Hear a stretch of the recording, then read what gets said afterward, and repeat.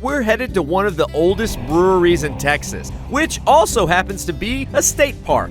No, the state of Texas isn't into brewing beer, but they are into preserving its history. For a tour of the brewery, I found Park Superintendent Dennis Smith.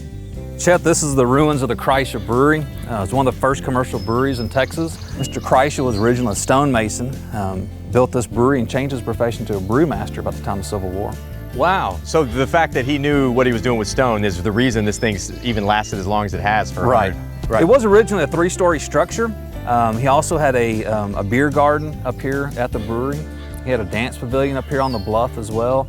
Had a beer hall downtown of his own. Wow. And sold to several different pubs around the area. So it was very popular. Yeah. Built in the 1860s, Mr. Kreischer sold beer by the barrel, and by 1879 was the third largest beer producer in Texas. We'll go down and walk down the trail, and we'll go down into the bottom room. The Kreischer Brewery was massive for its time and quite advanced. Using only natural air and water flow, Mr. Kreischer could drop the temperature in this fermenting room to 40 degrees. That's without electricity. This is quite an incredible operation. It's a mass scale thing for a small town like LaGrange. Right. A lot of people must have really wanted it. Yeah, Mr. Kreischer was about much more than just a good time. To Mr. Kreischer, I would raise a pint if I could right now. That's true. The Kreischers lived right above their brewery, and their private home is open for tours. Now this was the way to live back then.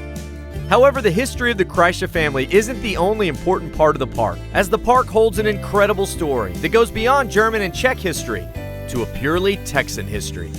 You see, just because Texas defeated Mexico at San Jacinto didn't mean Mexico just went away. They still wanted Texas back, and the story of two particular incidents is held here on Monument Hill.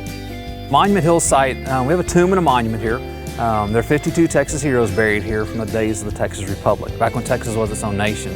36 of these men died in the Dawson Massacre. Most of those men were from LaGrange and from Fayette County.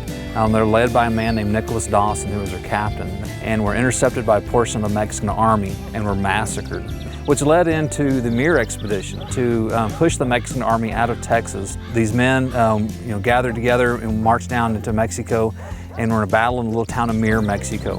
They were taken prisoner after they surrendered at the battle.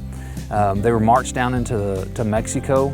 Santa Anna ended up ordering decimation, or decimado, which was a Roman army custom to remove 1/10 of the population. And to decide which one of every 10 men were going to be executed, they had to draw beans and basically have a death lottery. They put 159 white beans and 17 black beans into a jar and made these men draw for their lives. And those that drew black beans were executed that night. The Black Bean Lottery is perhaps one of the most dramatic stories in Texas history. 159 white beans and 17 black beans. It's crazy to think that something as important as life and death could come down to something as random as chance. 17 just plain unlucky Texans were killed, which had me wondering, well, how would I do if I were faced with such odds? So the crew and I set up a little experiment.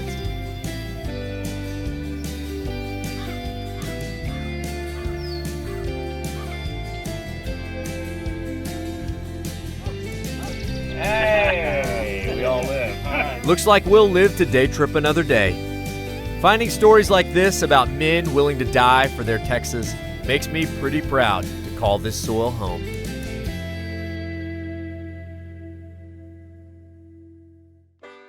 To see the full episode or to get info about how to visit this spot, trip on over to thedaytripper.com.